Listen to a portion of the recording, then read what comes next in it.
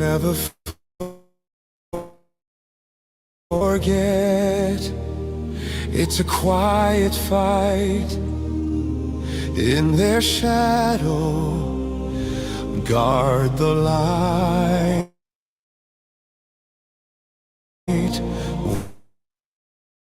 We are still heels. We will not fail. Keep breathing, write it down. When words are crimes, your breath is power now. Stay alive. Level one. Bear witness. We're not done. Speak out when time is right. We remain. It's a quiet fight. Drink your water. Move in the dark. Breathe in and out. Don't lose the spark. Don't show your cards. Don't give it away. Just stay tonight. Tomorrow's our day. Live today, outlast their storm. Speak for those whose voices go unknown. Stay alive. Level one. Bear witness. We're not done. Speak out when time is right. We remain. It's a quiet fight. Don't give up the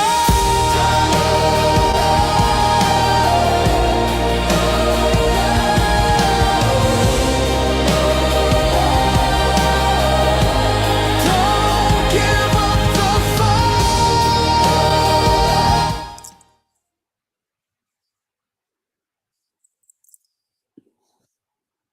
Welcome, agency. We are back. Sorry for the delay and for the bad experience. Those of you who happen to catch the now deleted live stream, we do not talk about. I've had some frustrating experiences in setting up the off grid house.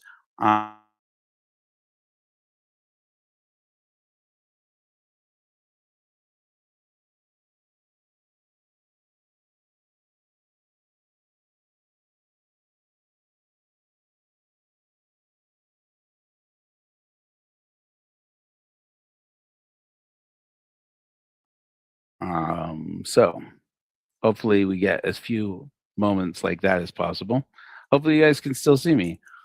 I'm just gonna keep going, and hopefully things work out. We are in a very up in the air situation here at Hellfire Agency.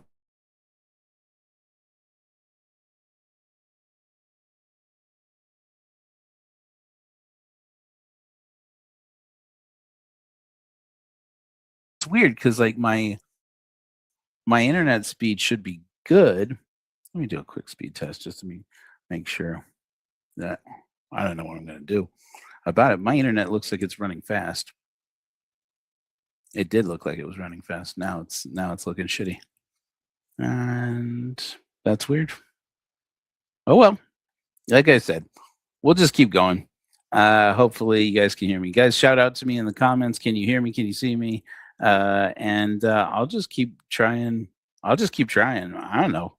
That's what life is about. Accepting that failure is standard.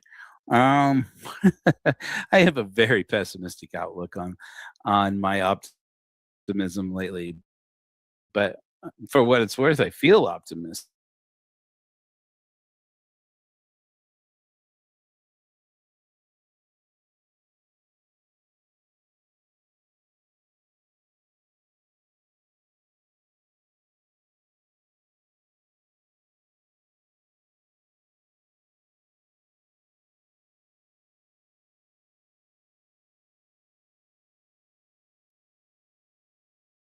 Robinson, yeah, what else? What else was there to do? What were you doing?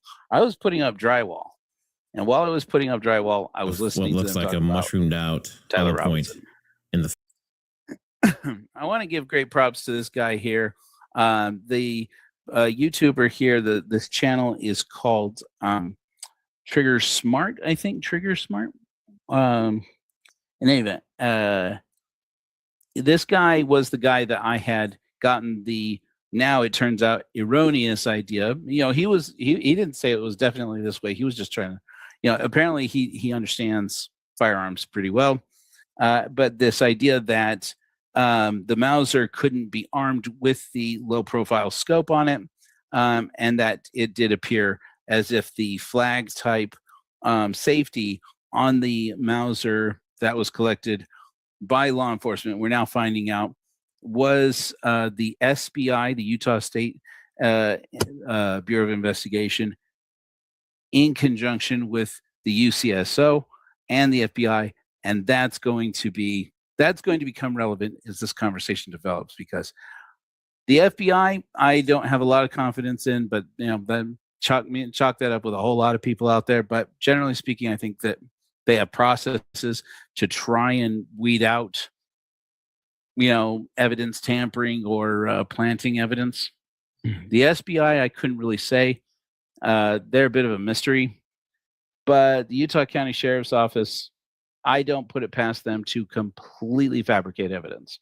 And that's just because I did so much true crime in Utah, true crime content, interfaced with a lot of shady crap that looked at that after closer examination. I went, oh my gosh, they'll do anything. They'll do anything to get their man. They will lie, cheat, and steal. It is, people don't understand. It is a huge, it is not acceptable in the state of Utah for a high profile crime to go unpunished. If they have to punish an innocent person, I don't put it past them at all. I don't put it past them at all. So that's just me going on record saying something. I don't know this to be for a fact, but every time that the Utah County Sheriff's Office, especially under Mike Smith, comes up in a case, I side eye it. I want more. I want something else. If Mike Smith tells you that the sky, you'll see me. It's feeding to me like this is wrong. Anyways, but this is also the guys. So it turns out that idea that the Mauser could not, the safety could not be armed. I think this is actually more. I thought this was a signal problem. More and more, I think it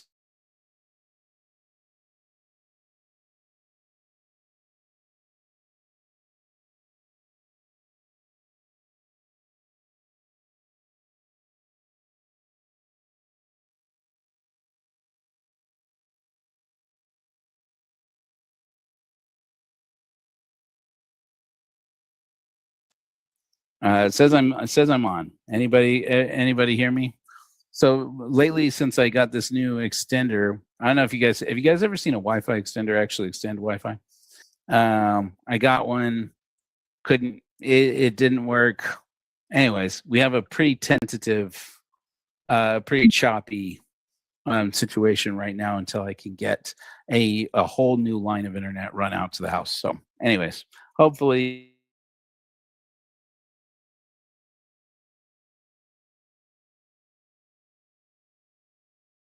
you guys can still hear me and see me. In any event, but it doesn't really seem to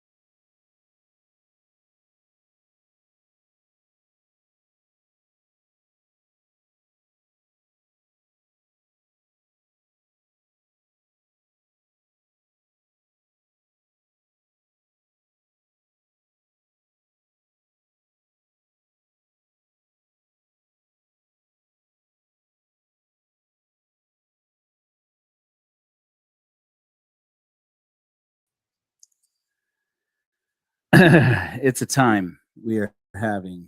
It is by the scientific term. I'm having a time. Of what looks like a mushroomed out hollow point. So this is the guy who that safety question came about from his looking at that photograph. It turns out it's bullshit.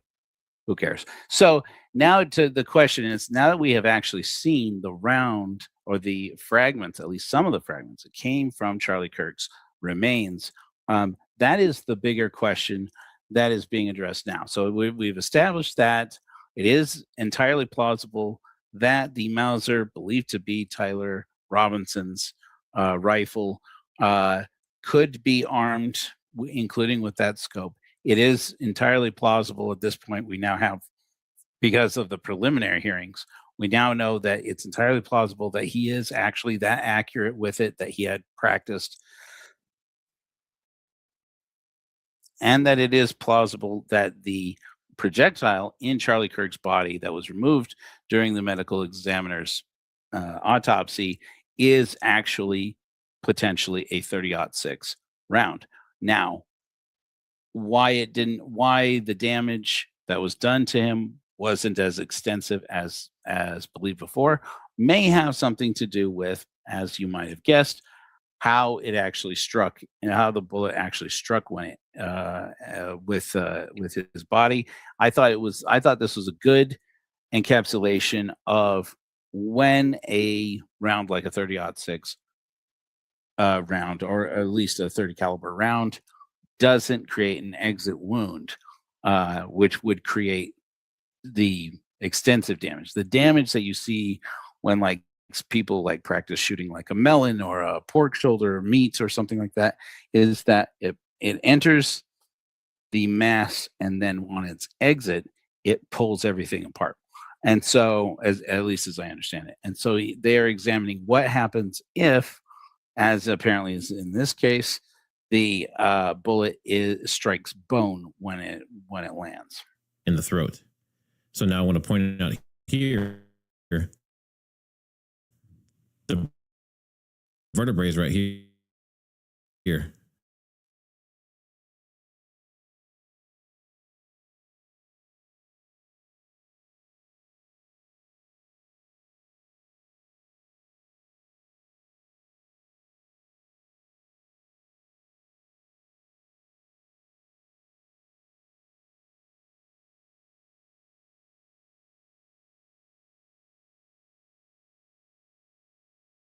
My picture goes down for me. So hopefully, I don't know if you guys can still see me or not. So anyway, hi. You develop a lot of patience in situations like this. I'm basically living inside of a TV dinner. I don't know if you guys can see that. Like we've put up the insulation, and since I put up insulation in the house here, I can't get phone calls in it. And I can't get Wi-Fi. So I put a Wi-Fi extender in the window. I have to open the window to let Wi-Fi in. That window over there, not that one behind me. I'll open that one if it gets me better Wi-Fi. I'll do anything. Anyways, so now he's reviewing cases where people sent to him instances where they're like, "No, I've seen a 30-06 do exactly that." I can't tell if this is from the back or the front. If one of you are like an X-ray expert or something, let me know. But that just kind of proves right there that stopped it. Now, this could be just a handgun round, not as high velocity, but the same idea is there. Then you have this sizable bullet stuck in there. Another semi-deformed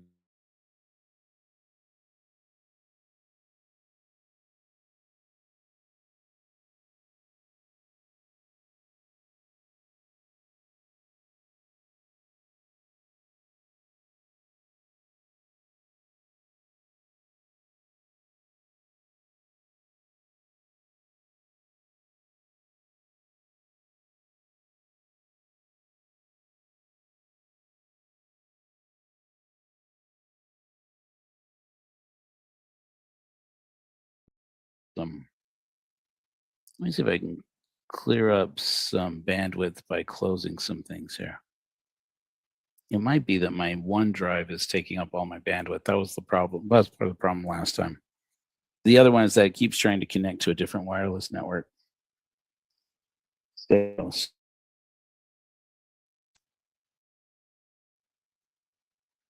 to do that, maybe I have to make it forget the other network. I don't know. So, anyways, hello. Hopefully you can see and hear me. Hopefully we're getting something done here. Hopefully something. Okay. So basically we've established it could be that it was Tyler Robinson's Mauser, it could be a 30-06.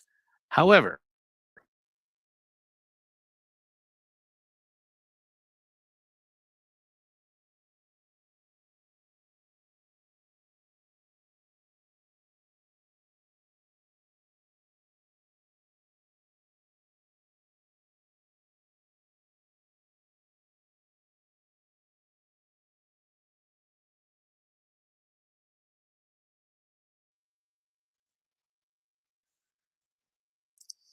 it is not uncommon for bullets from a 30-06 chambered rifle to do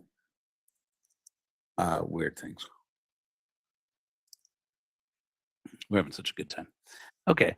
And so in any event, but we're going to go on from there. But one of the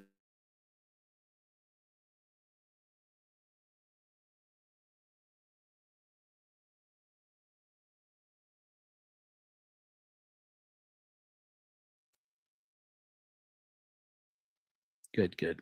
I'm glad we're doing that.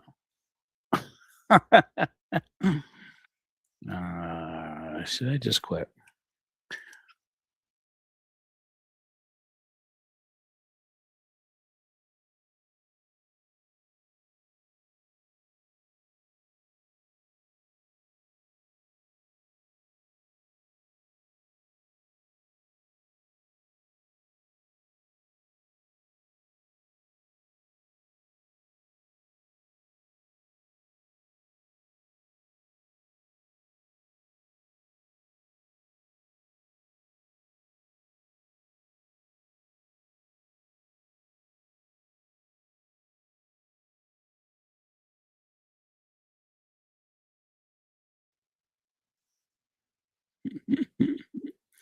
I'm going to try.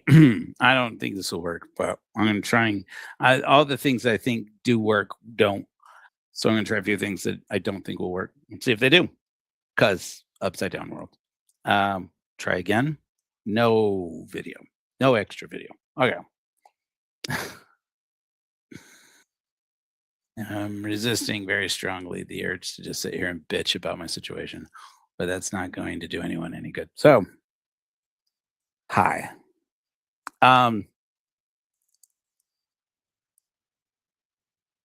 We're just adapting. Charlie Kirk is dead. Some people care, some people don't. Bluntly, I'm one of the people who doesn't. I don't care. He was a piece of shit when he was alive. I don't think he deserved to die for it. I don't. So I've stated that many times. But apparently we live in a world where you have to say it every 5 minutes.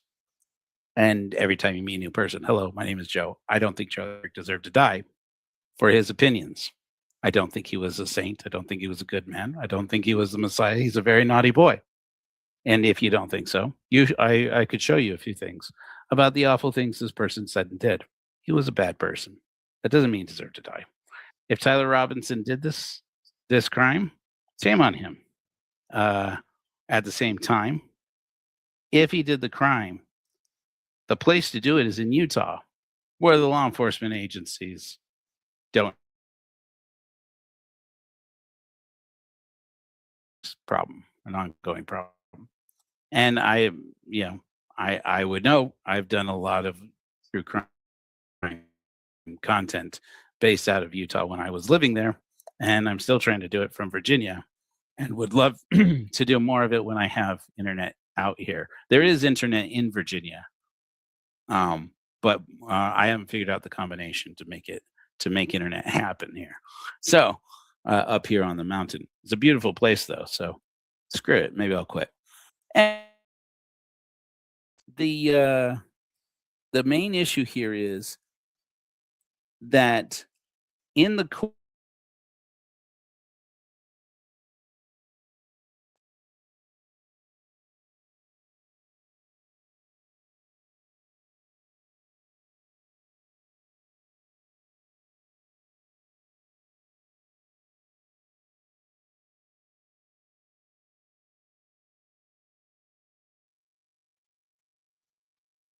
let me see if I can just connect to a different network and just see if we can just go old school on it.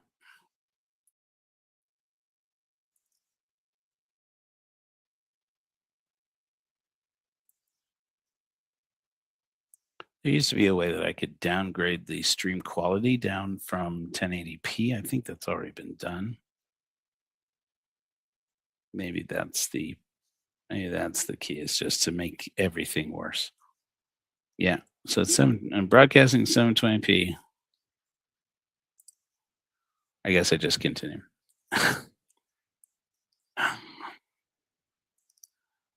People talk about Charlie Kirk as if they know him. People talk about Charlie Kirk as if his death is the worst thing to happen to this country. It's not. There are far worse things happening every day. The thing that's worthy of being upset about is that it indicates that our political and or value system as a people has devolved to the point of violence. And that is the most terrifying thing to come out of the Charlie Kirk incident for me. When people talk about Charlie Kirk as a father and as a husband, I used to be quick to point out he was a shitty father. He was a shitty husband. He was a shitty person. That doesn't mean he deserves to die for it. But people misunderstand that. You can say the sky is blue to a person who's determined not to hear that the sky is blue, and they'll never hear it, no matter how directly, how plainly you'll say it. So I just stopped. I stopped talking about it. But what does strike me as impressive is that nobody who claims to love Charlie Kirk wants his killer found. Nobody who claims to grieve Charlie Kirk wants his killer found. Nobody wants justice for Charlie Kirk. Nobody, absolutely nobody. His family doesn't want it. TPUSA doesn't want it. The government doesn't want it. Police don't want it. His fans don't want it. The government doesn't want it. President Trump doesn't want it. Nobody wants justice for Charlie Kirk. What they want is to see someone hang, or in this case, in the state of Utah, get the firing squad. They don't really care who it is. They certainly don't care if that person is guilty. As it turns out, I'm more convinced than ever before after this preliminary hearing that there is enough hearsay evidence and enough circumstantial evidence to suggest they may actually have the right guy. They may actually have Tyler Robinson, they may actually have him down to rights, so to speak, without using the wrong term, without using a loaded term. They may actually have the guy. There are huge problems with it, and points where I look at it and say, if you were going to commit a crime that you wanted through double jeopardy law, through constitutional law, to get away with and not have to pay the price for it, this is the way you'd pull it off, because there are so many problems and so many things that are stated confidently in the case where it is we are expected to overlook that not one person who was present at UVU that day saw Tyler Robinson do the crime. Period.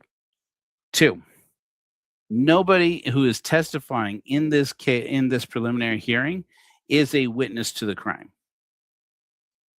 3, there's a uniformity in what people are saying about the crime of flat out false statements that are extremely telling that they would have to lie about them, considering what they are not presented, what they have omitted in the evidence, and that if somebody had as much access to discovery as the defense has, they would find, or the defense or the state, they would find there are key holes in the story of the narrative that's been practiced and rehearsed by so many actors, so many people in the, I don't mean actors like, like thespians. I mean persons, individuals.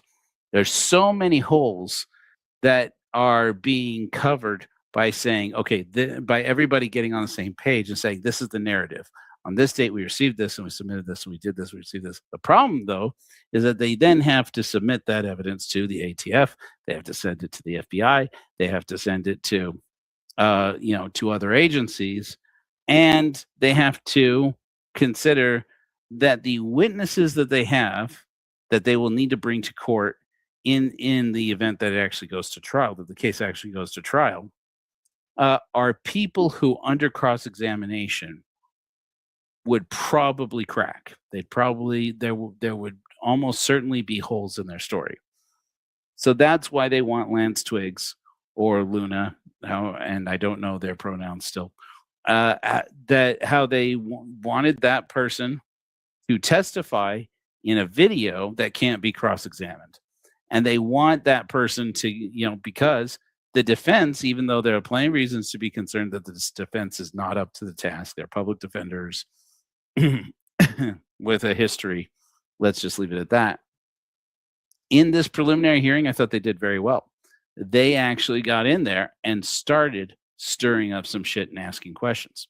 I would try to show you more of this video from the preliminary hearing, but apparently that's what causes my internet to drop out the most. So let me just recap it for you. This is what I'm finding to be compelling. Okay, what we learned from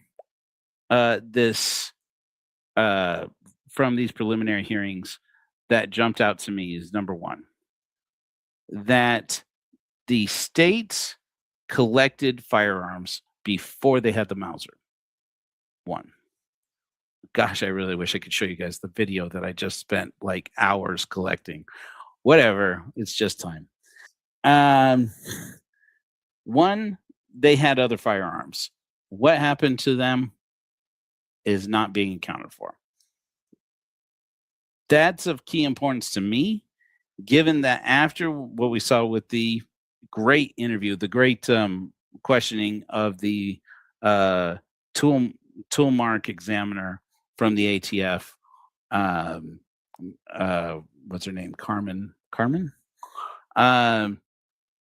That after we saw this interview with them, or this testimony from her, it's pretty clear that they cannot establish that this Mauser is the weapon that killed Charlie Kirk. They can't show it. They can't. They don't have the proof. Now, they're right in saying, I think the state is right in saying that the defense arguing that the Mauser was ruled out, that Tyler Robinson's Mauser was ruled out, which I don't think they directly said it that way, but they did seem to imply it, is not true. It seems to me they used the right words with the right intonation, with the right attitude, to be able to give the insinuation that, oh yeah, they were able to show that it wasn't Tyler Robinson's Mauser that took that fatal shot that day. They did not do that. But while they said what they were able to show is that it cannot be proven that that weapon is the murder weapon purely by the ballistics alone. And that's key, because the only other way to establish really that Tyler Robinson's Mauser is the murder weapon is if there are no other alternatives. And that's a huge issue. Maybe I can pull up an image if I can't pull up a video. In this world where so many good things are happening all at the same time. So good to have good things. All right. I'm going to try and pull up this image, and if it doesn't work, I'm going to try and pull up a window here, and if it doesn't work and I lose you, well, just forgive me for having bad internet. So let me share a screen with you. This is from our community here on YouTube for the Church of Korihor, and here we go.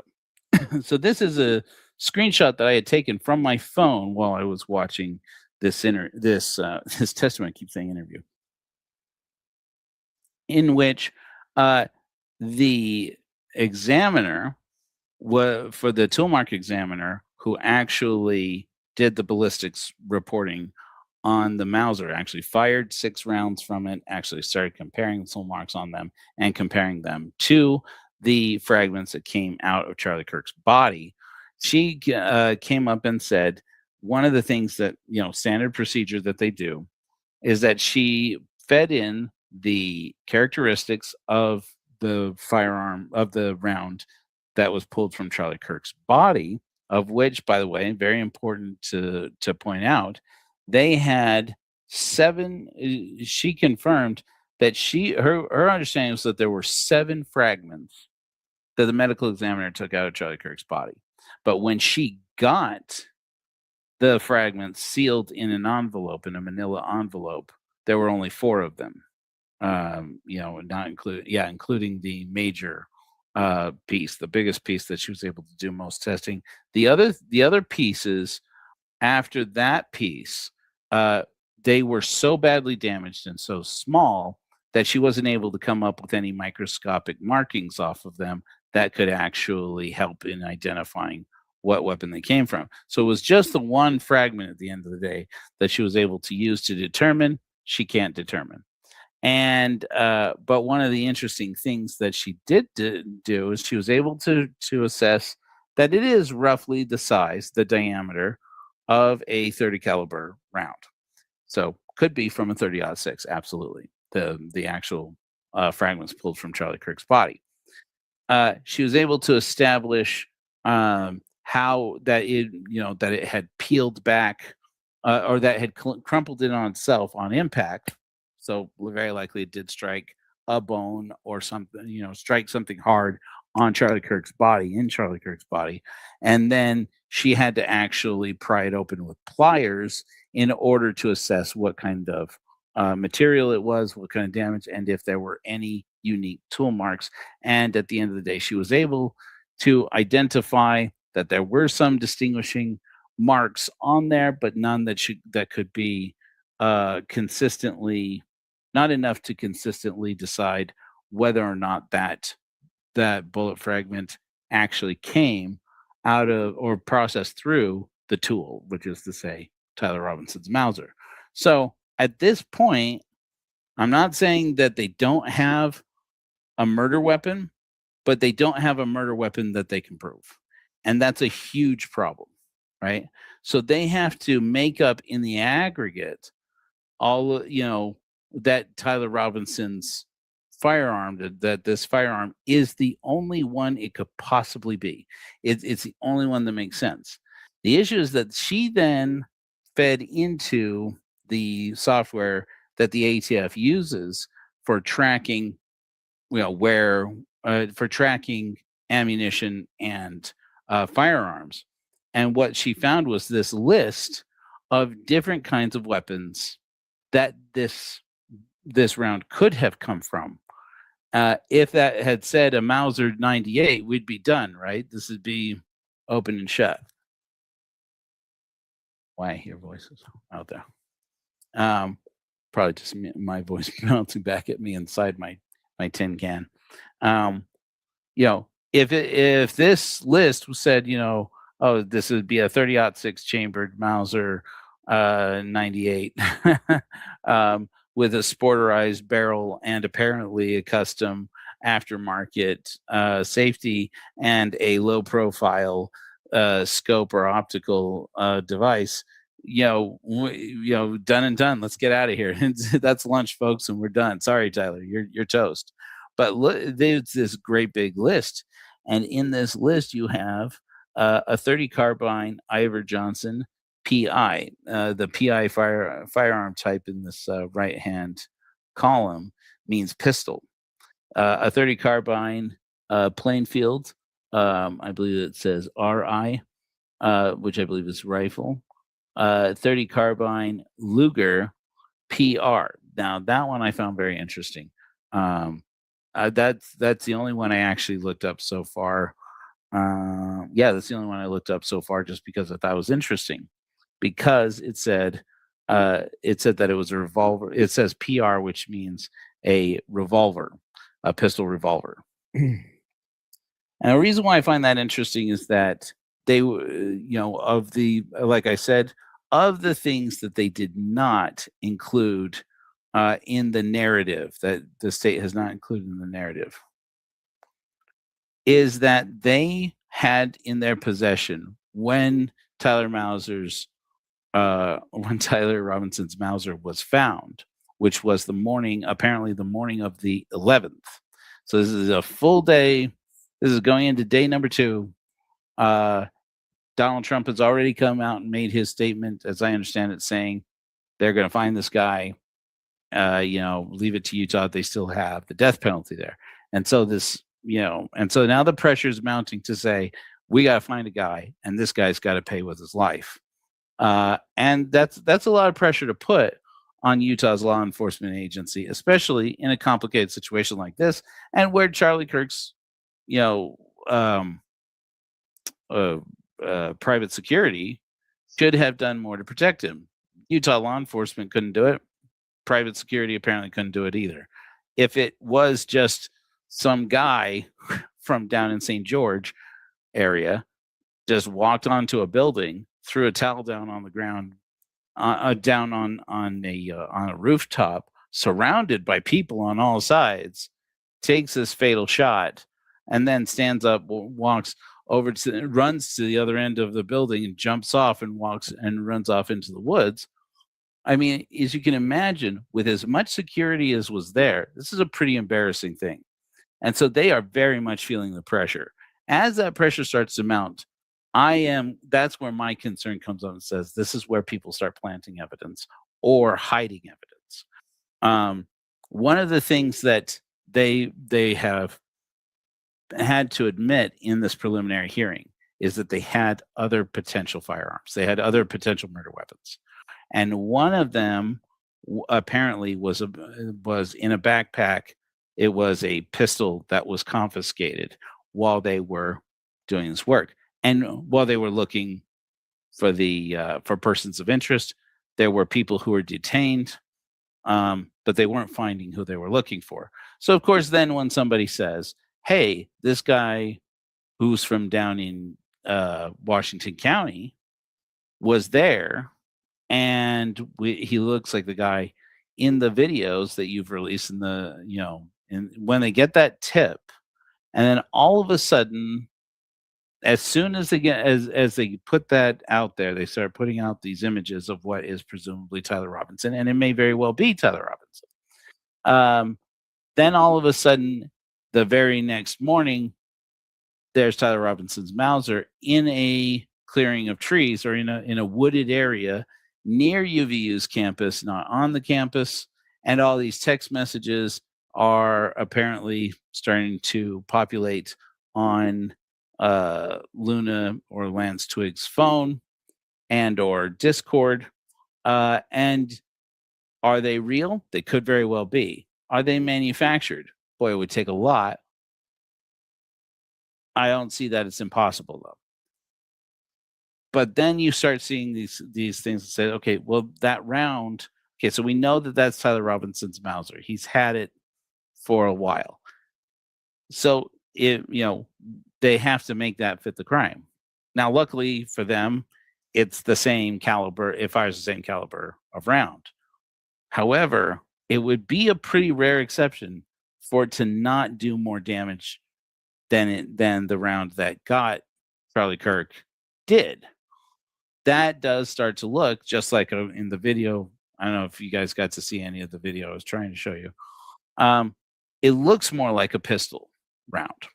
So, and you've got this, and the characteristics of that round, of the jacket and of the actual material do fit not only with a Smithfield type 30-06 rifle like Tyler Robinson's Mauser. It also fits with a Luger pistol. And then you have, in that situation, you do have carbine pistols. This is not two words you usually hear together, but they do have them. Carbine pistols that are actually quite good for firing across long ranges and causing some serious damage. So we have, but not so much as you would expect from a 30-06 rifle from 100 yards away or thereabouts.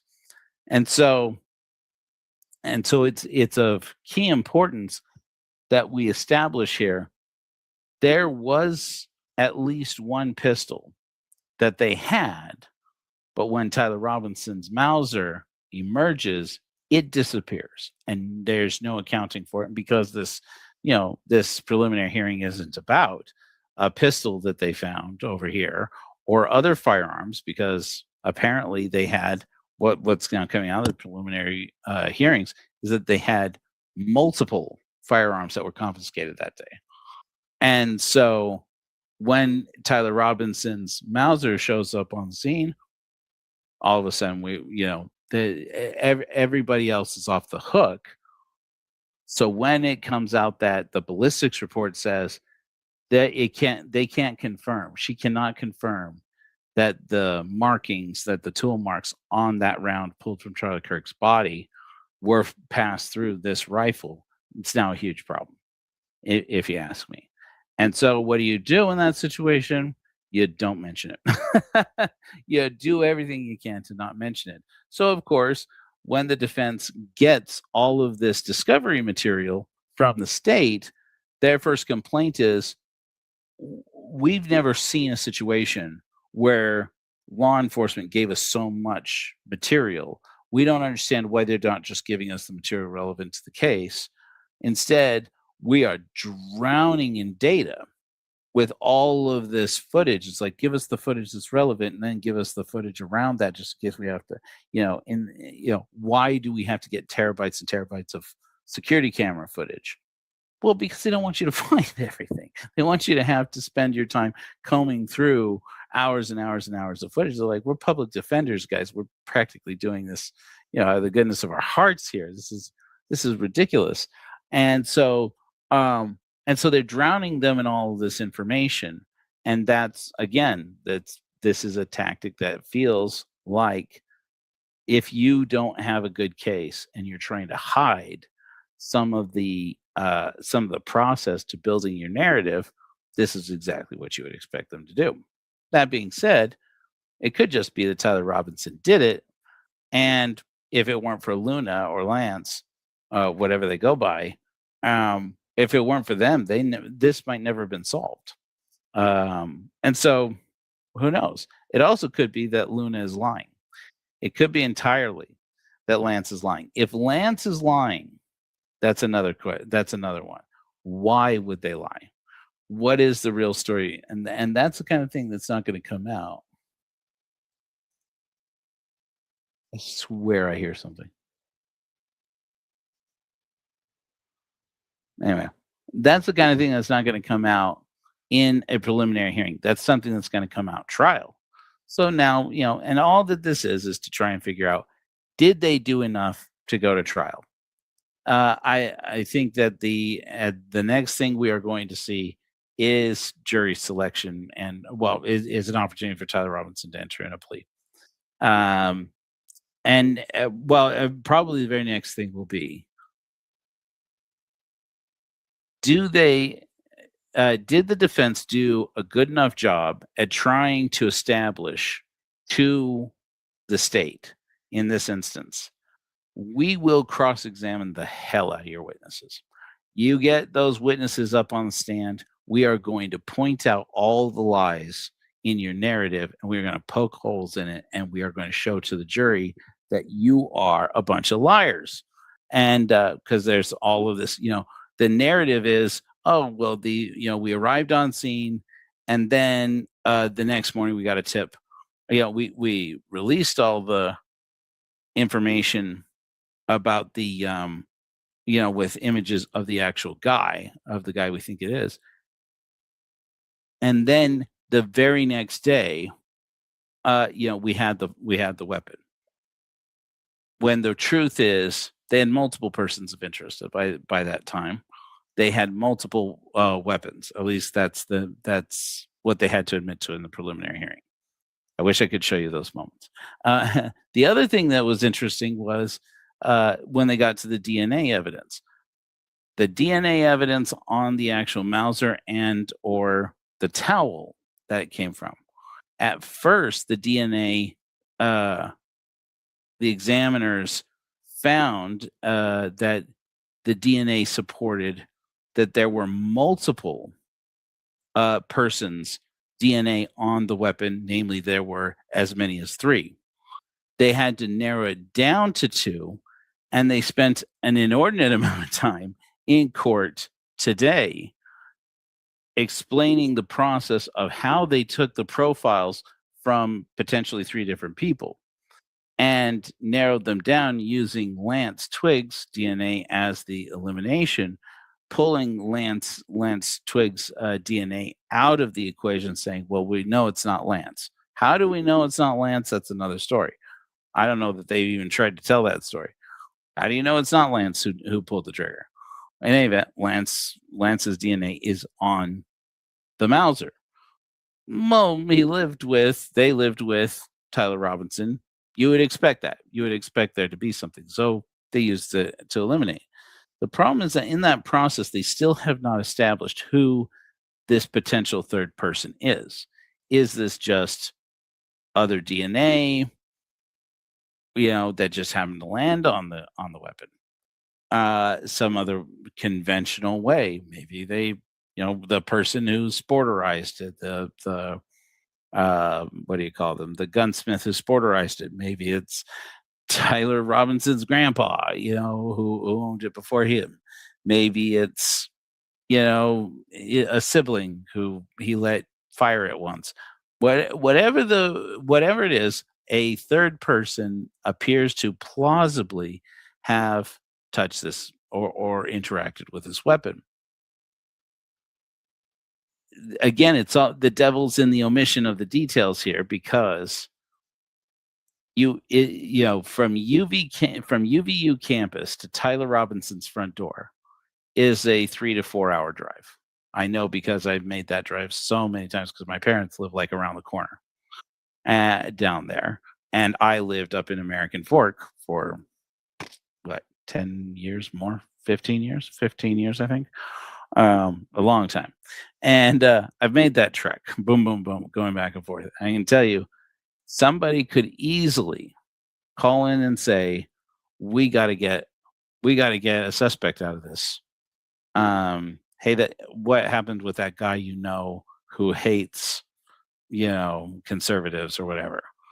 Oh yeah, that guy. Yeah, he's like dangerous. He could actually be. Yeah, he's our guy. He's our guy.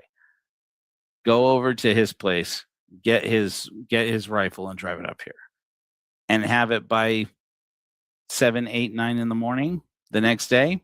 No problem. And well, how do you even connect it to make sure that everybody knows that it's him? Wrap it up in a towel. And so whose DNA is on it? Lance Twiggs, Tyler Robinson. You have 2 people sharing a bathroom at least some of the time. There's a towel in that bathroom. You put that towel onto a rifle. You got those 2 people's DNA on that rifle.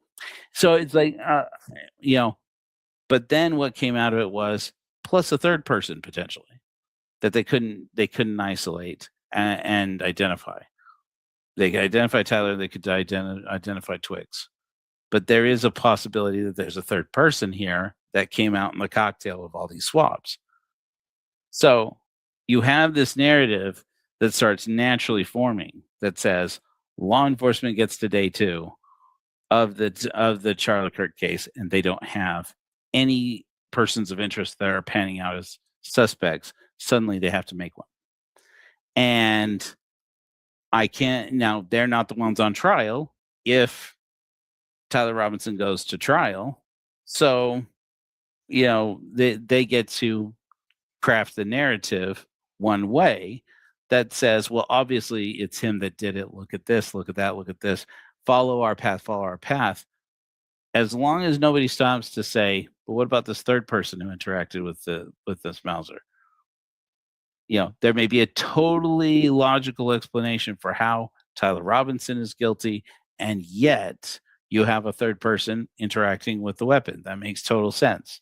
However, one of the explanations, very plausible explanations, is Mike Mitchell, family friend who's supposed to, he's supposed to be relying on, drives up to UVU campus with his Mauser, deposits it in a place with a towel, gets back in his car, drives home, calls mom and dad. Mom and dad Robinson says, what that guy on TV looks like Tyler. They freak out. He says, let's go turn him in. They go find Tyler. Tyler says, might say it was me. Might not say it was me. But then he gets the one, but whatever happens, he decides to go and to Washington County Sheriff's Office with them in Hurricane and make a statement. And this is where, again, now we have another phase of what's really interesting in the omissions. The media has tried to get the footage of Tyler Robinson at the Washington County Sheriff's Office turning himself in with Mike Mitchell. They have an 1102 statement, or in other words, a reliable hearsay statement from Mike Mitchell, who used to work in that department for 20 years, allegedly, or similar ones, saying that he knows Tyler Robinson. Then and then apparently making other statements regarding why he thinks that Tyler Robinson is guilty. But then and then everybody's been saying the whole time, because this is the narrative that's getting painted out there by the state, is that, and while there, Tyler Robinson confessed to killing Charlie Kirk. Great. Where's the confession? Well, they don't have a confession to show. Now we know, because of the preliminary hearing, that Nate Brooksby, Washington County Sheriff, and his team, as required by law, recorded that confession, supposedly, this interrogation, however you want to call it. And when they did it, where is that actual footage? Why haven't they submitted it? They just haven't submitted it. Okay, but they did submit footage of Tyler Robinson in a lobby outside of the room, the interrogation room. Why? What? Why go to that much lengths? Why go to that length, those lengths, to show that Tyler Robinson was there and not show the moment where he said it was me? Now, part of that could be that there is case law that says if there's a confession, you can't show the actual confession. You can't play the actual confession. But that doesn't mean that they can't submit it into evidence. And as far as I can have seen so far, there is no recording, there is no confession that's been submitted into evidence in this preliminary hearing of Tyler Robinson telling Nate Brooksby or any of his people there that he did it. What we do see is that a few weeks after this alleged confession from Tyler Robinson, Nate Brooksby gets called into a third-party panel that's convened to address a disciplinary issue. Allegedly, at the beginning, it is supposed to do something to do with potentially sexual harassment of one of his deputies' wives. Don't know much. We don't know any details on that. I haven't heard any details on that. What comes out of it, though, is that he botched some high-profile case. He writes himself a great, apparently a great severance package, and agrees to resign as Washington County's sheriff. And then he's gone. And it's like, what? What's happening here? What? Wait a minute. What is the high profile case? Is it the Tyler Robinson case? And what did he screw up? Hey, Tim, I was showing a video, guys, from the preliminary hearing, but apparently my internet is not strong enough to broadcast and also show video clips. So I'm just kind of recapping off the top of my head until I can get strong internet out to the off-grid house. Anyways, so far the things that we're finding out so far in the case, it just don't add up. In spite of the fact that I am more convinced than ever before. I may have called this one wrong. Tyler Robinson may have actually done it, but the main things are this: they don't have a weapon that they can solidly connect to the victim, so that's a problem. They did collect other firearms, but when Tyler Robinson's Mauser was collected, apparently those were, for all that anybody knows, just returned to their owners. Do they still have them in custody? Do they still have them? Have they sent them to the ATF? Apparently, at least some items were sent to the ATF and to the FBI for further testing. But we don't have, because those didn't have to do with Tyler Robinson. We don't have, the due diligence on those items and who they belong to and so forth, because nobody's been charged in those cases. Only Tyler Robinson is being charged so far. So we don't know all of the possible persons of interest who they were actually making progress on, let alone, is it possible that somebody did this crime and just got away with it clean? One of the so there's the fact that they don't have a weapon. There's the fact that the projectile seems more consistent with a projectile of a similar caliber to a 30-06 round, but fired from a pistol, and the ballistics report showing various different kinds of weapons that could have fired a round just like the one that was pulled from Charlie Kirk's body, and among them are pistols. And the fact that the state actually did confiscate on the 10th at least one backpack or that contained a pistol, and of somebody who apparently had the opportunity there to take a shot. What do we know about that pistol? Nothing. There's no explanation about why they ruled that out. As far as we know, the reason why they ruled it out is they found Tyler Robinson's Mauser, so now they didn't have to do any of this. But wait a minute. Did they do their due diligence to say, okay, just because it seems plausible that this Tyler Robinson guy is the problem, that he's the culprit, that doesn't mean that you stop investigating all these other possibilities, especially in case it turns out that it's all a lie.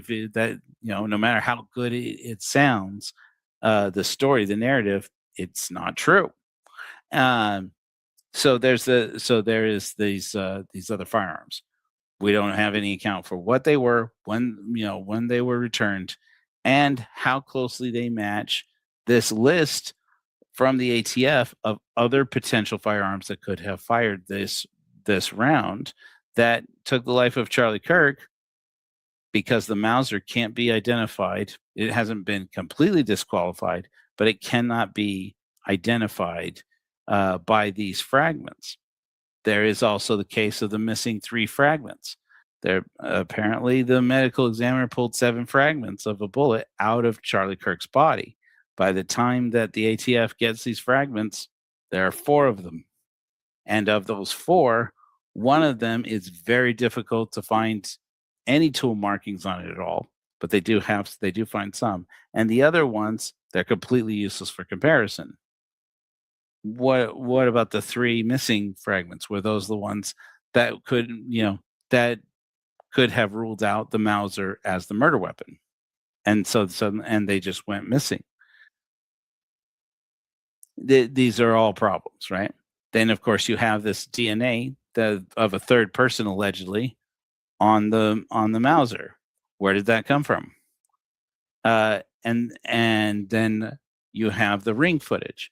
The ring footage submitted by apparently a Ms. and Mr. Noble shows that just after midnight, as I understand it, this Dodge Challenger or a Dodge Challenger light car stops out in front of their home. And they can tell apparently by the shape that it is that one. Yeah, well, that's a good point, Tim. As long as the range is from the Lossy Center. If a pistol is fired from inside the atrium somewhere, that would be a different thing. But what proof do we have that somebody had fired from from inside the atrium or somewhere a closer range?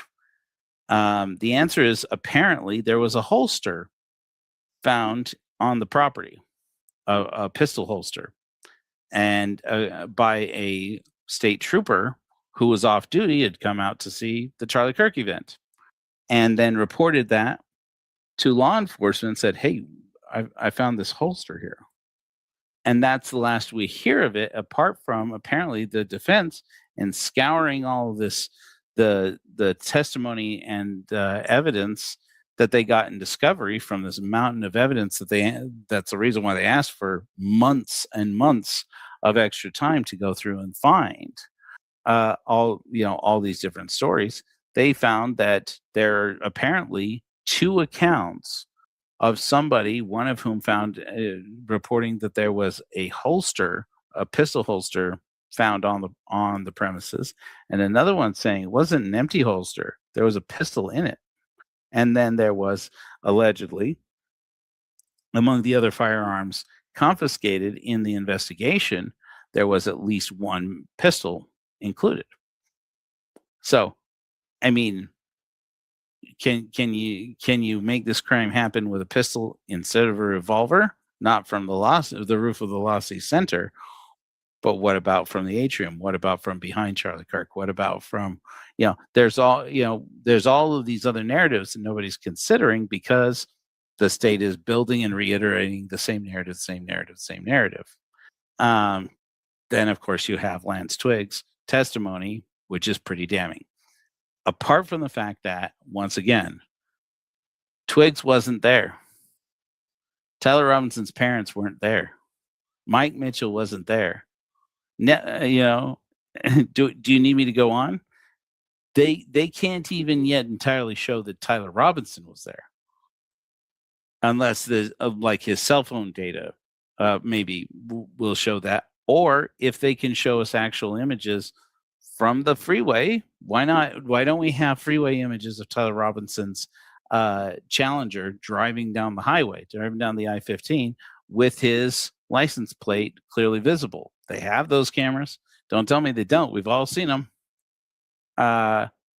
Do they just not have the authority right now? Do they not have the search warrant to show his car coming and going from Utah County? It seems like that would be pretty easy for them to get. I don't know. The other, so that's those are some interesting problems with the narrative. That being said, those could all be wrong, and the state actually figured out the truth. Who knows? But they're going to have to. We did certainly see that there was a lot about the narrative, even in support of their own narrative, that they kept back until they got to the preliminary hearing. That makes sense. They don't want the defense getting the jump on it and starting to poke holes on it until they have it. Exactly. GPS tracking on the phones. Also, they pulled out the metadata. Here's another one. They pulled the metadata from Lance Twiggs' phone using Cellebrite, the software that downloads basically everything off of your phone, but then, in accordance with a search warrant, allows them to search for just certain content and pull it up in that from that data.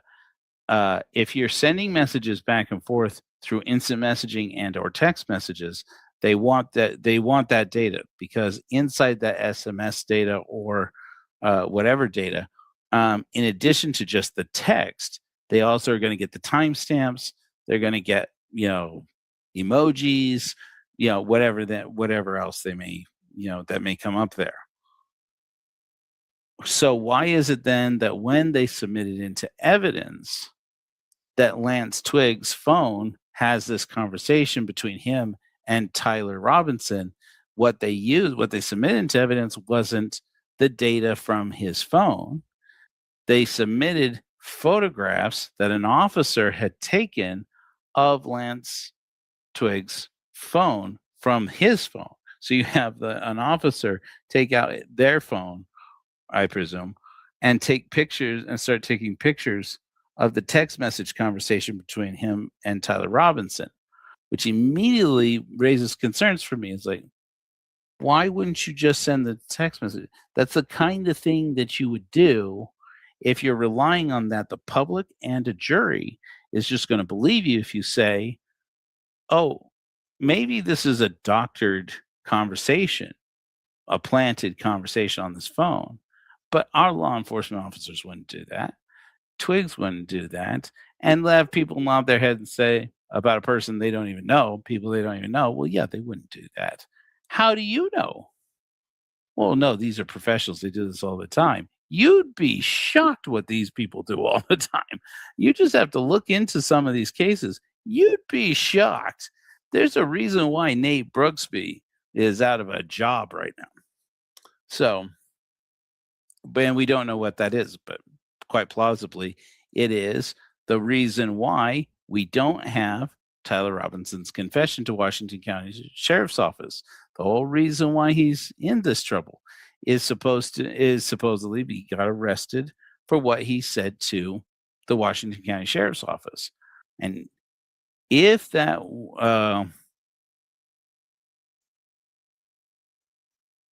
it's a good question, Benjamin. Good, cool. And what constitutes a biased jury? And who's the jury pool? What's going to happen when the defense comes out and files for a change of venue saying there isn't a Mormon in Utah who doesn't want Tyler Robinson to pay the ultimate price for this? They don't care whether he did it or not. You know, and then you have somebody coming out and saying, you have the state come out in defense of that, of their narrative, to say, wait a minute, no, we're perfectly reasonable people in Utah. You're gonna have a fight on your hands, aren't you? But what happens then when Washington County Sheriff's Office, with this narrative, when this Utah County comes back up with this case at trial, if they do, and I'm sure they will, and the defense says, it's interesting that there was DNA evidence of a third person that got omitted after you talked to the ATF, because that's what the examiner at the ATF said, that she had talked to the law enforcement agents and with her colleagues, and decided to eliminate this third person from whose DNA was found on the Mauser. And it's like that's where they're going to start poking holes at it. That's where they're going to start as saying, there are all these problems. One of them is going to be Washington County Sheriff's Office, according to the state. The whole reason why they took Tyler Robinson into custody is because after everything that had happened, Tyler Robinson confessed to Washington County Sheriff's Office that he did this crime. And then there's no actual recording of that confession. Tells me, for me, I look at that and I say, okay, I see only one reason. Frankly, I see one reason. And that is something happened in the course of this interrogation, however soft the interrogation was, the casual chat with Tyler Robinson. Something was said on camera. Either A, they didn't record it, and that's a problem because they have to record it. B, what did I say? A or B? A or one? Either one, they didn't record it, or it failed to record, and they don't want to own up to that. Two, they did something in the process of this that throws into question how voluntary Tyler Robinson's confession is. In the state of Utah, as well as federally, the law is pretty clear that in order for a confession to count as a confession, it has to be absolutely voluntary. And in waiving a defendant's right or a suspect's right to pretrial silence, and in cases like this one, apparently, their right to have counsel present when being questioned by the police.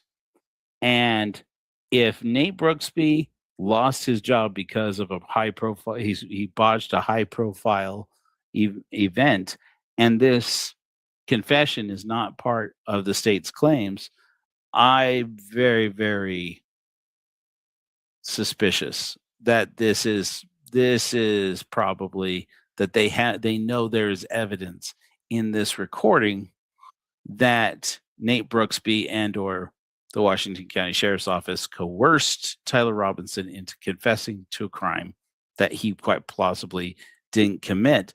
But whether he committed it or not, if they did try to coerce him, the case is sunk.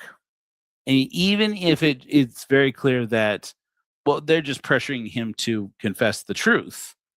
If they did pressure him, and that is evident in the recording in any way, or that any witness can testify to it, whether that's Tyler Robinson's mother, whether it's Twigs, whether it's a member of the sheriff's office who was there and says, I hate the way that this is being done.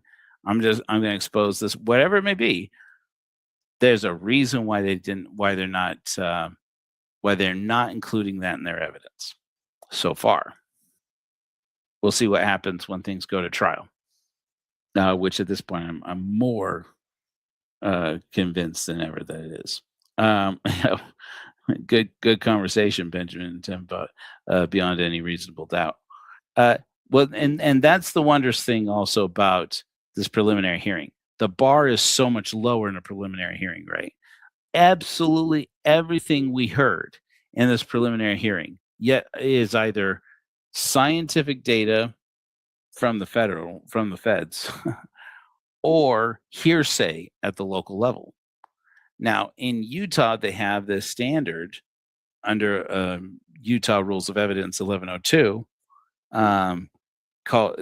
called reliable hearsay, in which basically if a police officer puts it into a report, if a police officer records it for internal purposes, it's as good as evidence. So, of course, the problem being there that you have a lot of people involved in this case. Mm-hmm. And a lot of people in this case, like I said, somebody found, according to the reports the defense found, somebody found a gun. Somebody found a pistol. And we don't know what it is. That should have been included, if you ask me. That should be part of the narrative. Say, we did find this, and this is how we ruled it out. Or what have you, right? Instead, they go and they had to go in, the defense had to go in and cross-examine the experts and say, is it true? They asked the woman who was in charge of evidence of the crime scene, isn't it true that you found other firearms? Yeah, there were other firearms. Wait a minute, what? Yeah, we found some other ones. Well, we were looking at the time. We didn't know if it was an active shooter situation still. We didn't know who it was. We didn't have Tyler Robinson. We didn't have his Mauser yet. It's like, what happened with these other firearms? Because now the Mauser can't be matched to the bullet that they pulled out of Charlie Kirk. Maybe they can match it to something else. Maybe they can match it to one of these other weapons you had. Or maybe the weapon's still out there somewhere. And what are you doing to look for that? Is anybody looking for that? They don't care. They don't care about catching Charlie's killer. They care about getting Tyler Robinson so that they can just move on. And it's starting to feel a little sticky. At the same time, like I said, I am more convinced than ever with this Lance Twiggs interview that I may have called this wrong from the beginning. It may actually be that Tyler Robinson did it. And so yeah. But okay, so those are the key pieces. Oh, the Noble family. So apparently, a Ms. Noble submitted this ring footage of a Dodge Challenger, very much like Tyler Robinson's, parked outside of their home there in Utah County, I think in Orem, near UVU's campus. And that footage of the vehicle gets submitted into evidence in this case. But then the defense comes out and questions Detective Hull, who I guess now is Sergeant Hull, who now apparently has gone from working as a detective or as a special agent with the SBI. Now he works in kind of like an internal affairs role where he actually investigates abuse by police. So that's a curious. In any event, but they asked him, they said, were you aware of an interview with Ms. Noble? And he's like, yeah, I'm aware of the interview. And they're like, you aware? And they asked him, are you aware that Ms. Noble said that the driver of the silver Dodge Challenger, or that she caught on her Ring camera, was a bald man? And he had to admit, yeah, something like that. And do you recall that in that interview that she said that he had 3 passengers in the car? Maybe, I don't know.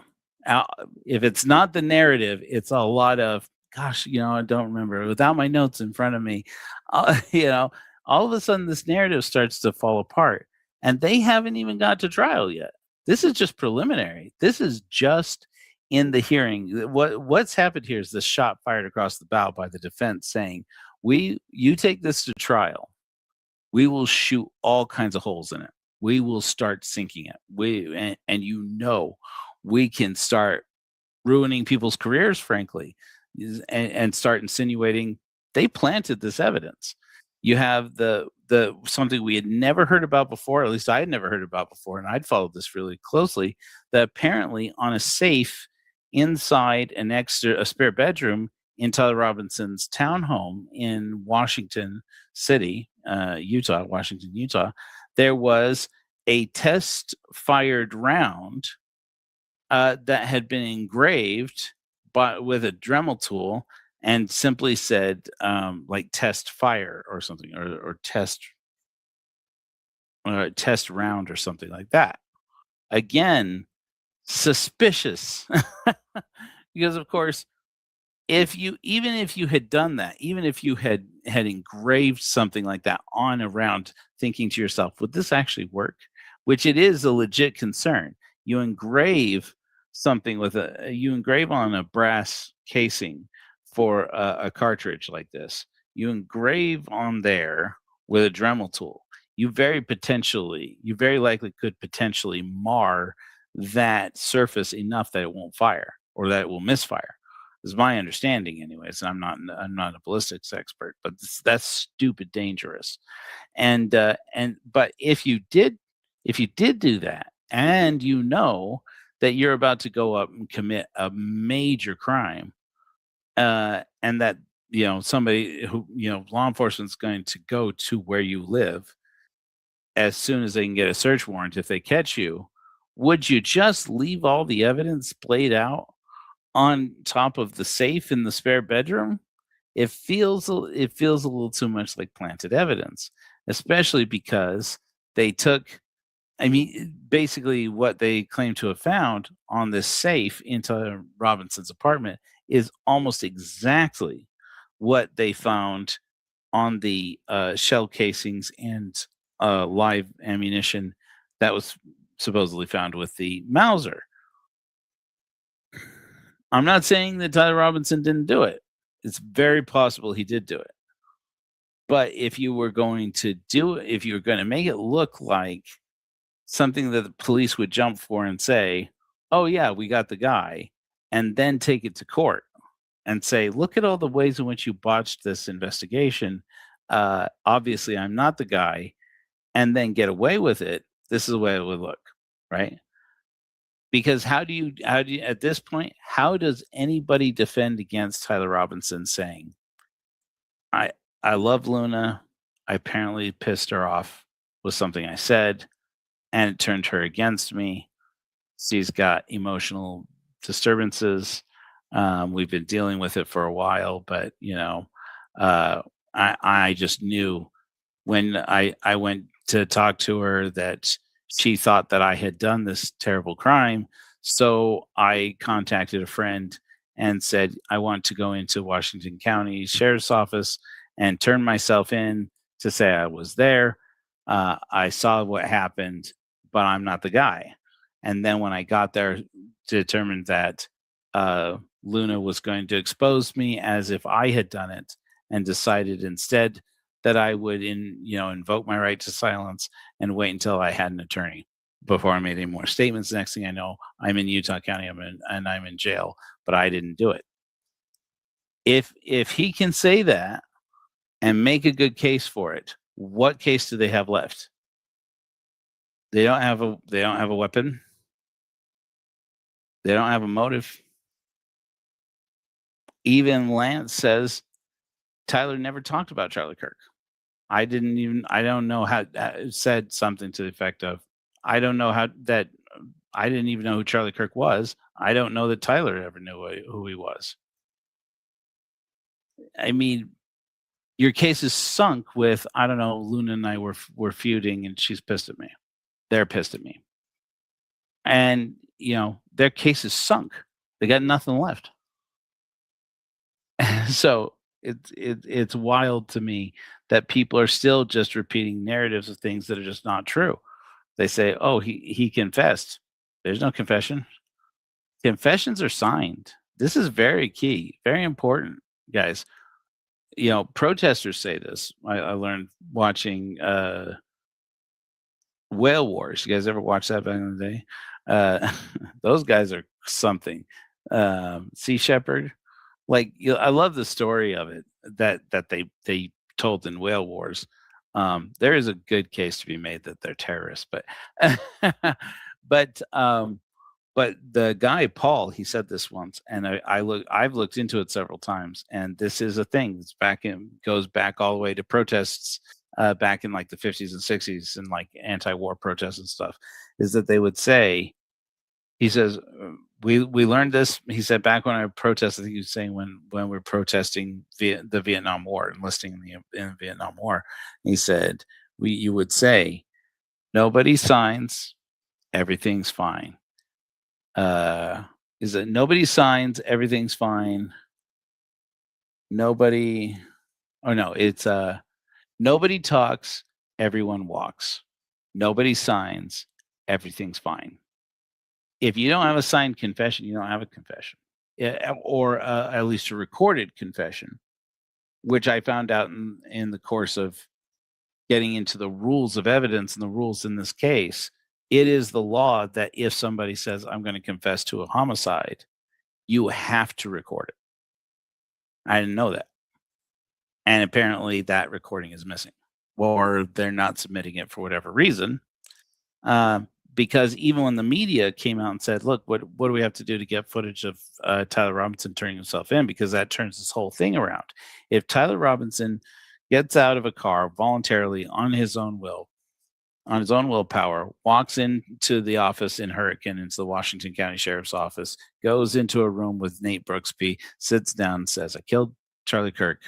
I feel terrible, and now I just want to do the right thing. You get from there to there. That's an open and shut case. Why even bother?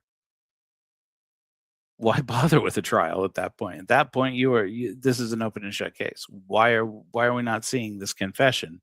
Why doesn't Tyler Robinson tell you where everything is? Why is there even a preliminary hearing happening here if he confessed to it? And tell us that it has nothing to do with Nate Brooksby retiring early with a sweet golden parachute of you screwed us over. You screwed up the biggest case to come through this county ever. Uh, Float away and go away, son. Money, and just disappears into into the sunset, and that's got nothing to do with this supposed confession. So that's the other one. Let me compare my notes here just to make sure that I got everything. The thing that there are a couple things that even I look at and say, I don't even know what this is supposed to mean. Noah Gonzalez. Apparently, there was a Noah Gonzalez who was an off-duty trooper. Was interviewed in the process on the 10th and said that he had found a holster, and then at least one other person testified that a handgun was found in a holster on this at the scene. But Detective Hull or Special Agent Hull, who was the agent in charge, said he had no memory of that. Really? Wow. Okay. Also there was a bullet. So there was a 30-06 style bullet apparently found on another building, also around the atrium, on a different side of the campus from the law scene. Not different side of the campus, but on different side of the building, the computer science building, I believe. And they found this round on the ground that also appears to be, or according to reports, as I understand it, anyways, was also a 30-06 round. And that when Special Agent Hull was questioned about it, he said, "Yeah, we don't really know where that came from." What? That's a pretty big deal, right? Because I mean, what if the person took the shot? What if even that was Tyler Robinson up there on the Lossy Center with his Mauser?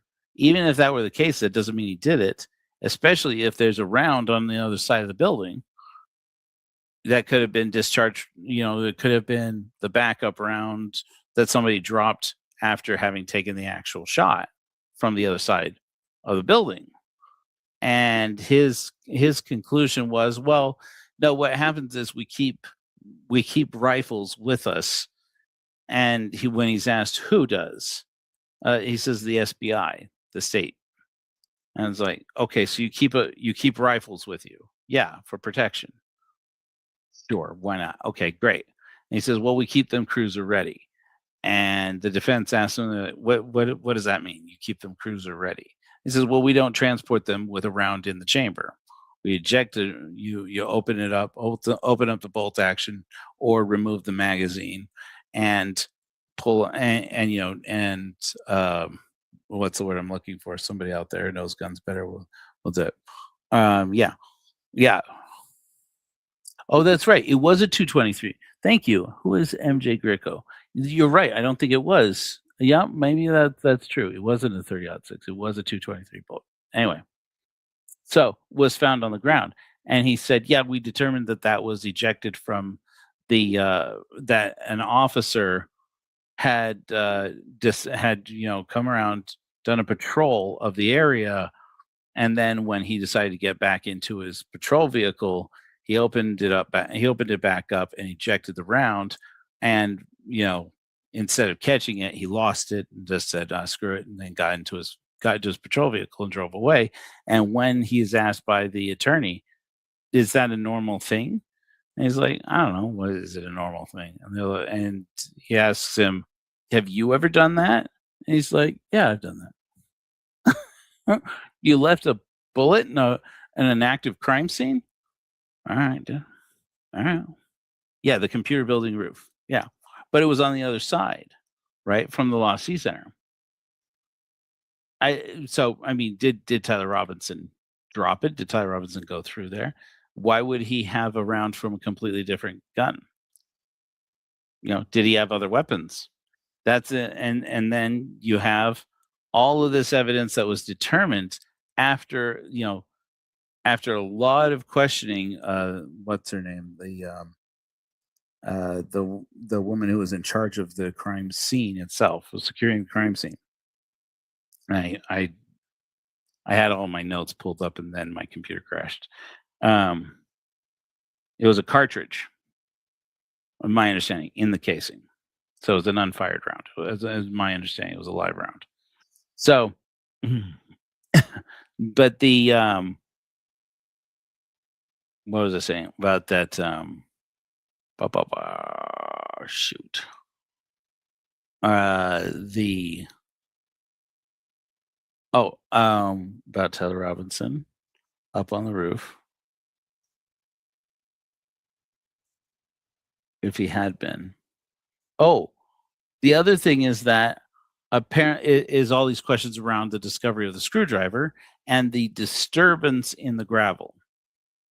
That you have at least one officer investigating the place where the shot was alleged to have been taken from. When he gets up there and is doing his round in his investigation, his body camera died. The battery on his body cam died. But he had only been on shift for a little over an hour, and they're not supposed to die that fast. But apparently inside that window, there are all these questions now raised of, is that when the screwdriver was found? Because the screwdriver is found that has Tyler Robinson's DNA and apparently Lance Twig's DNA. That's the newest that to come out of the DNA evidence that's giving a little bit of okay, if Tyler Robinson brought a screwdriver from home allegedly so he could assemble or disassemble any kind of components on the rifle, and brought it with him for whatever reason, whether I assume that you can use a screwdriver. I don't really do I don't do much shooting myself, but I do believe that there are some scopes where to adjust it, you have to use a screwdriver. So I guess that makes sense. They brought it from home. However, from what I understand, the discovery is being listed is being brought up as if they found it right away on the 10th while it was still mayhem, and then submitted it with the towel that had DNA from Tyler Robinson and Lance Twig, suggesting that he brought it from home. That those get submitted later at the same time. Well, as I pointed out, those don't the towel and the rifle don't get found until the next day. In that amount of time, somebody could take those items, go into Lance and Tyler's home in Washington, grab those items, throw them in the back of the car, drive up to Utah County, deliver them right there and then. You have everything that you need. You've got a weapon and you've got DNA. Prove that that's not what they did. Well, we can take the police at their word until somebody starts poking the right holes at it to say, where were you when this happened? Why don't these things match up? So it's interesting. Oh, that's interesting. Tim, you used to own a Mauser at one point, right, Tim? But before it was stolen. That's the other thing about the I'm perfectly happy to let go of the manufacturer flag safety, right? I was very sold on that, as you guys recall. I was like, wow, that really does look right. But I remember looking and saying, I have seen aftermarket low profile safeties that are added onto these sporterized versions of these Mauser 98s. But you have to get in really close to see whether or not it's got one of those that opens around sideways or that can just open, from where your thumb is, without even needing to use your opposite hand, right? You can just open up the safety with your trigger pulling finger, right? You should trigger pulling hand. What do you call that? Your active hand or whatever, your shooting hand. Anyways, they have those custom aftermarket safeties, but it's curious that doesn't even get mentioned in the ballistics report. The other thing, there were a whole bunch of things that I looked at and I said, and this is the reason why I do Hellfire Agency. My whole bag is critical thinking. I am so not above admitting I was wrong about something. That flag style safety thing, I was totally sold on it, and apparently it's not true, because I then said a few times now, to my embarrassment, that and then they sent that rifle into the ATF, and she fired it, and there's no mention of a scope on there. I reviewed that ballistics report again this afternoon when I said, well, not only did she say that the examiner say that she was able to fire 6 rounds out of that Mauser, just as it was, just as she received it, apparently. Not only did she say that, but now the person who was in charge of the crime scene said that the first thing they did with the weapon was to make it safe, meaning that they they picked it up and opened the bolts, and found a casing in there that allegedly they want to say is the casing from the round that killed Charlie Kirk. And so, and they get that bullet casing out. They wouldn't have been able to do that if that safety was armed, and it was that that factory safety, supposedly. But then I may have just gotten that wrong. Unless I didn't, in which case, what the hell's going on here? But apparently I got that wrong. The other one that I got wrong was, oh gosh, what was it? What was I just thinking of? Oh, was that the tool mark examiner at the ATF, the ballistics woman, said, had included in there that item, the first item that she lists of things she received, what is a Mauser 98 with a 30-06 chamber and a sporterized barrel and optical accessory. And I went, oh my gosh, 2 words that are so important that I've been telling people, I'm like, there's no mention of a scope. There was. She mentioned that it had a scope.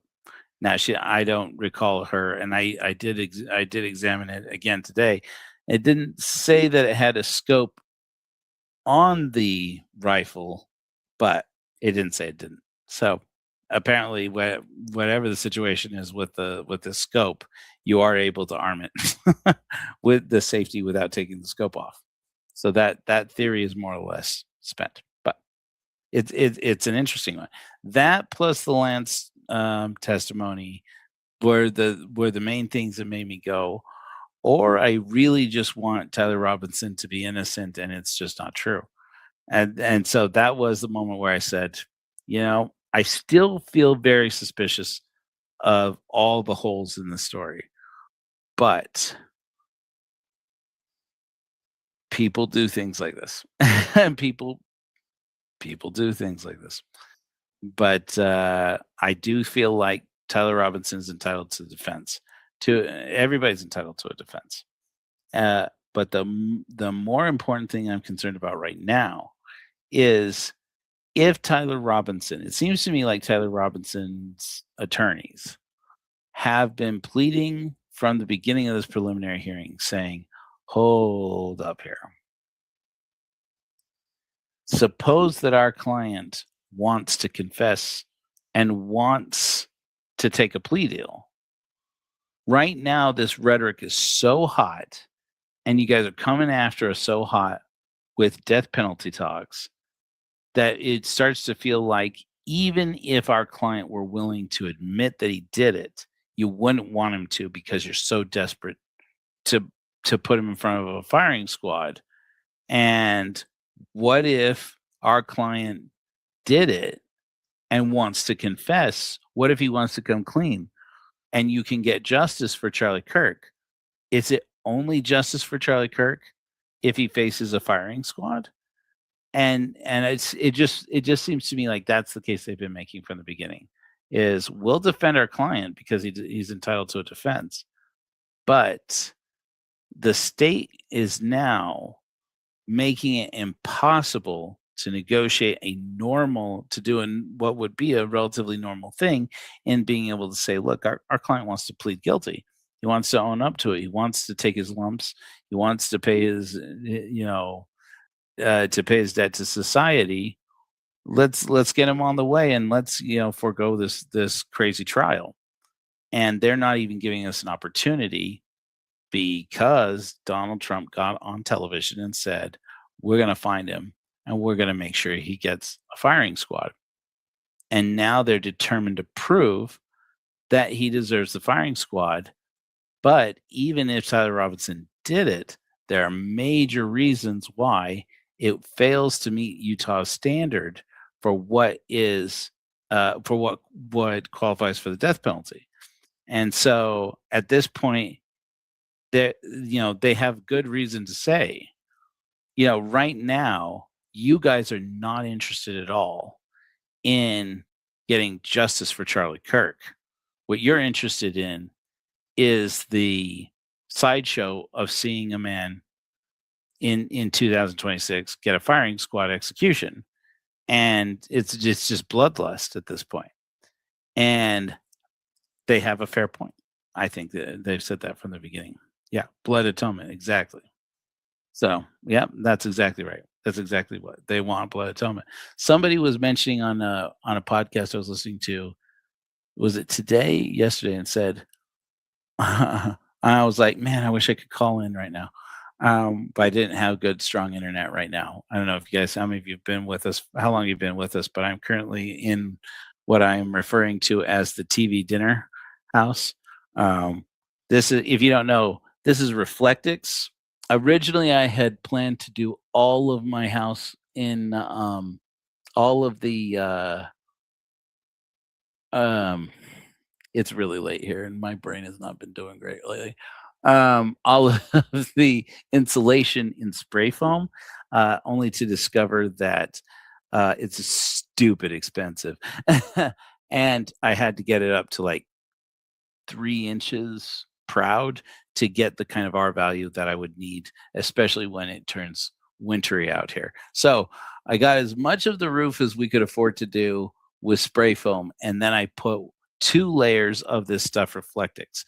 It turns out that the R value of 2 layers of Reflectix is about 21. So by itself, that's not enough for the ceiling of your house. But with a layer of spray foam over it, I am finding it very satisfying. Like there's like right now I have the air conditioner running. My house is such a mess, you guys. Yeah, you can't really see it anyways. I have a window unit over here. It's looking like my partner bought a mini split for his son, and he doesn't want it. And I'm like, I will take that mini split. So I'm going to have a mini split over here, and we're going to put probably on this back wall a propane heater, so that if it turns out that the mini split isn't going to be enough to keep the whole place warm in the winter, we can just put on the propane heater and heat it up. Anyways, sorry to we're now at the point where I devolve into just talking my personal stuff. Sorry if that's boring. But anyways, so yeah, so I've been working on that. I forget why I was telling you that. As it gets later, when I start doing these later shows, I start to get kind of scatterbrained at the end. But it's been a lot of work. So yeah. Oh yeah. Somebody was saying on one of these podcasts where they went live for the whole day through the trial. And I just kind of checked in with it occasionally when I wasn't just listening to the trial. And somebody said, I don't know Mormons very well, but it's remarkable that Utah is one of the last states in the union that still has the death penalty and has a firing squad penalty. Like, it just seems so barbaric. How do Mormons feel about capital punishment? And I was like, man, see, this was the thing back in the day when my ass was parked at home doing boring video work. in Utah County, I could just hop on to a live with somebody and say, okay, so let me explain something to you. Mormons believe in this thing called blood atonement. And those of you who don't know, and you're happy, I'd be happy to have somebody explain to me how I'm wrong about this. The doctrine of blood atonement, as I have always understood it, as taught by Brigham Young and others, is that some sins, especially sins against the kingdom of God, are so egregious that it's inappropriate to put them to the charge of Jesus to pay for in his atoning sacrifice, and to take advantage of the blood of the Lamb, the blood of Christ, to pay for your sins. That the only blood that can pay for those sins is your blood. And that was the doctrine under which the Danites, or the avenging angels, or the Nauvoo Legion, could be sent by the prophet to say, according to at least Wild Bill Hickman, who called himself a captain of the Danites. As I understand it, the head of the Danite order in that time was what's his name, mayor of Salt Lake City, Daniel. I forget. Tim will throw it at me here in a second now. Daniel, I forget. Anyways, he wasn't as high as Daniel what's his bucket or as Porter Rockwell, but he was pretty high up there. Wells, thank you, Tim. Daniel Wells, Daniel B. Wells, that's right. As I understand, was the head of the Legion at that time.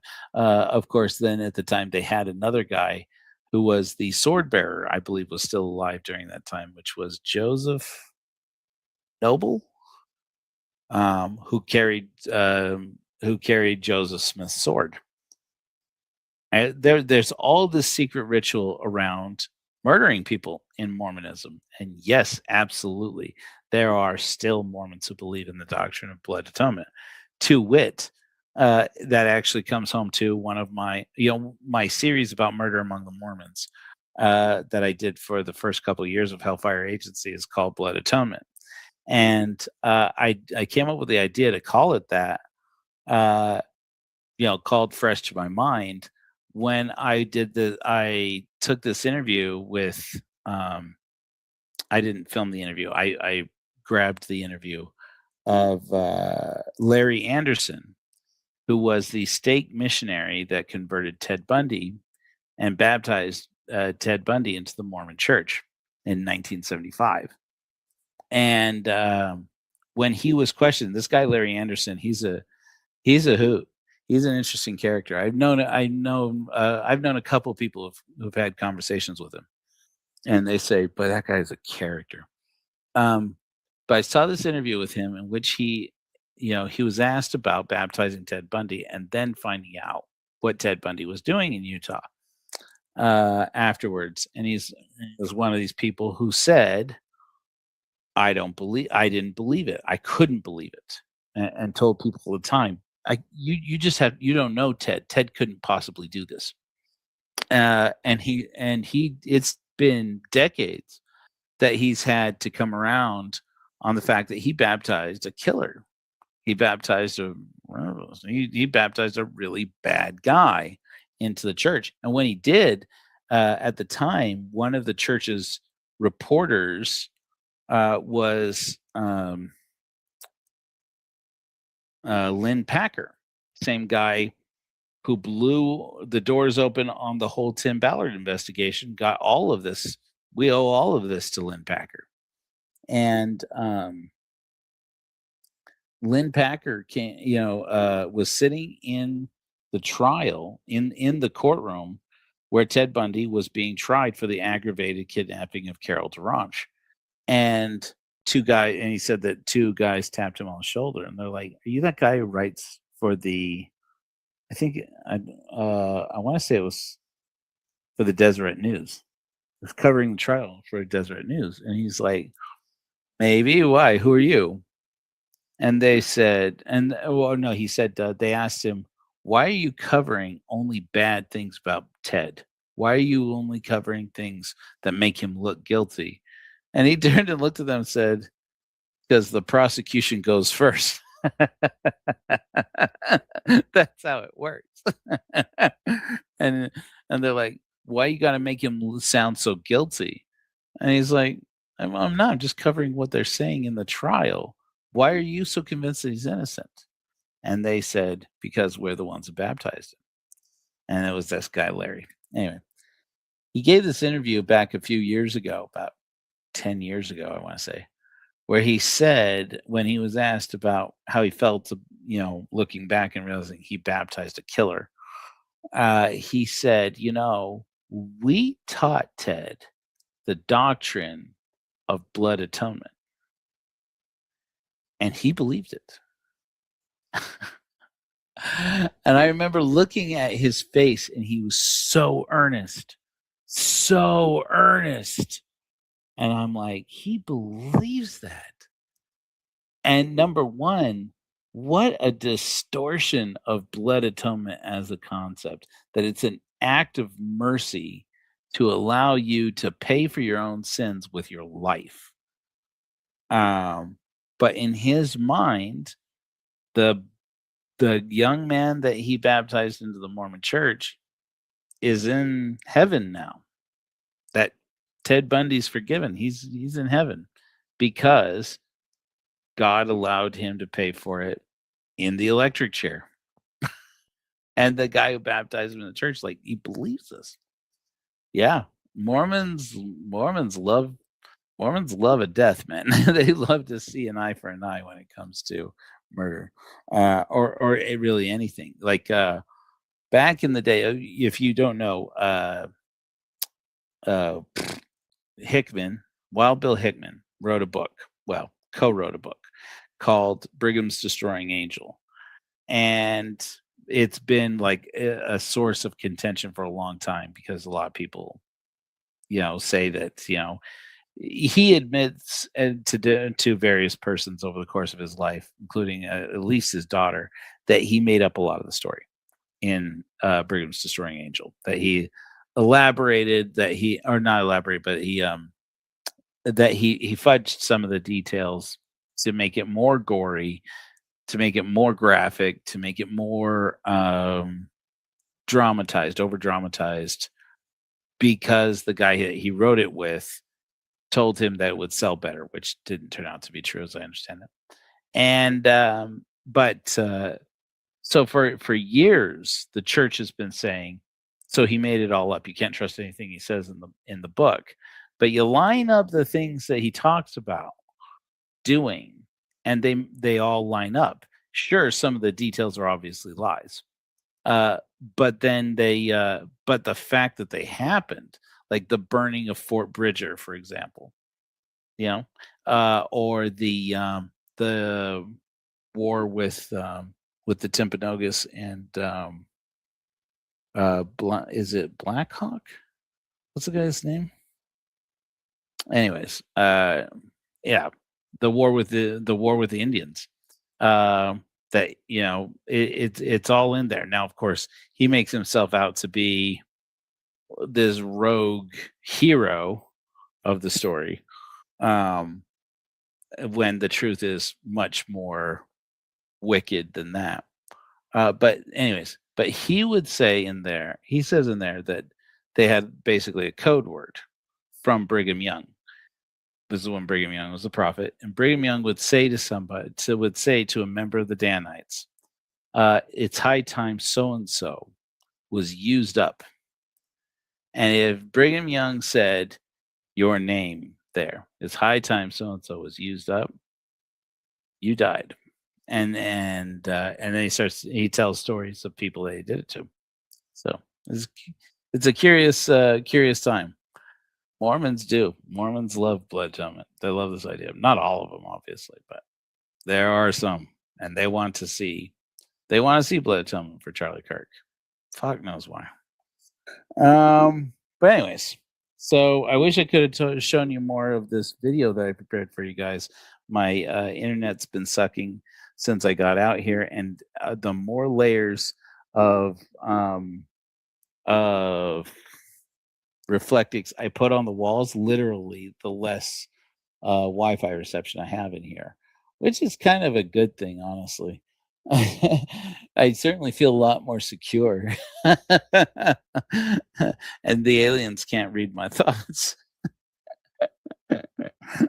Um, but unfortunately, that does mean I'm probably going to have to pay the county to run an internet line out from the road to my property. Luckily, my property is literally 10 feet from the road. So, or this my house. So I'm excited. It's going to be a little bit of a hairy time for making content over the course of the next couple of weeks while I get my internet updated and while I finish all of this drywall. You guys want to see some like wild stuff? Don't judge my messy house.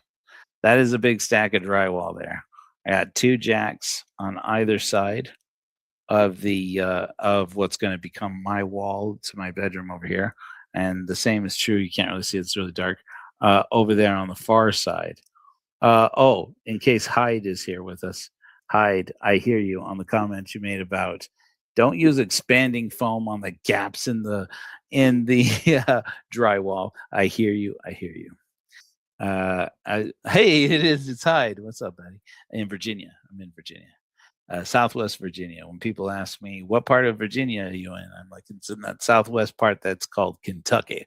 Literally, I go 2 hours in this direction, I'm in Kentucky. 1 hour this direction, I'm in Tennessee. That about 2 hours that direction, I'm in North Carolina. And supposedly I can get to Georgia from here. I can get to everywhere from here. An hour and a half? No, what did it turn out to be? I think it was like 2 hours, 2 hours or a little more to get to Louisville, which is one of my favorite places to go. Oh yeah, where are you? Oh, I mean, where are you, Hyde? Aren't you still back in the big UC? Um, yeah. But in answer to your question, Hyde, in case you didn't see my answer to your comment, I definitely am not planning to paint over the expanding foam. I learned a while ago, dealing with drywall issues in a house, that you can take expanding foam, put it behind a hole or a gap in drywall, and then put a layer of plaster over it and then tape and mud over it, and basically you're just using it as backing so that you're not just feeding plaster or drywall paste into a big gaping hole, and you don't have to like cut out like a whole section and replace like a whole section and so forth. So when I ended up on my first set of panels, most of the panels I've been cutting are tight. Like this one right over here, you see that right there? A little mud and a little tape and a little mud, and those panels are fit perfectly. I wish I could say that this wall was as good. And the first wall that I did, though, I was like, "Holy crap! I am rusty at snapping drywall." And I had this like gaps like that. Like, what the hell am I doing? It was hot back then. And back when I had nothing but this foil around me to protect me from the sun, I started to dehydrate so fast. And my brain was not working so hot at that point. So yeah.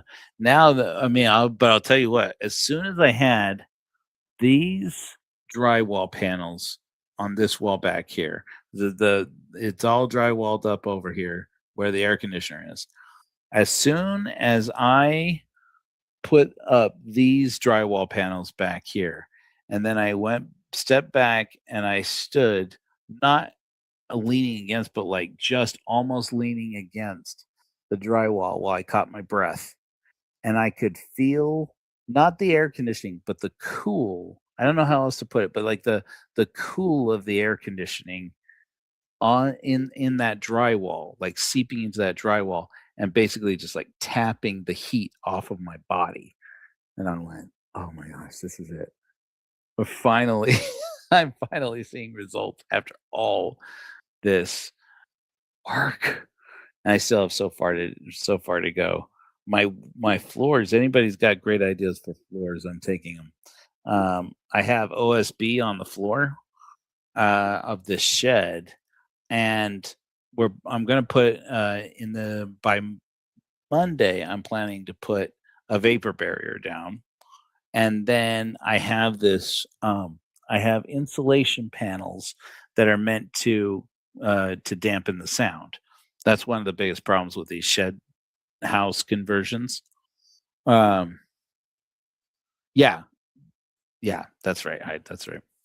And so um, that's one of the major things with these houses built basically on sleds is that every step you take inside the structure, everybody can hear it, and then I want to be able to play my music loud. I want to be able to play video games with my son. I want to be able to close my bedroom door, and um, this is my bedroom that we're in right now. My bedroom, um, and I want to be able to be loud in my bedroom without disturbing everybody. So, anyways, so I got insulation for the floors, but it didn't occur to me at the time that meant I was going to have to put another layer of subflooring on. And so I'm like, oh, crap. I'm running out of space in here as it is without elevating the floor. But I don't see any way around it. But I got a bunch of these peel and stick tiles, which I thought sounded great until I actually got them. I mean, I'll probably put them down anyways, and they'll probably be fine. But they're just like linoleum. I didn't realize that. Maybe I have one around here. Do I have one? Anyways, we'll see. They're probably fine. But I won't kid you. There was a moment where I toyed with the idea of saying, well, maybe I'll get the folks to invest in an epoxy finish on the floors and just finish it like it's concrete. I've always wanted that. I've always wanted to do that. But anyways, so we'll have to see what it comes out to.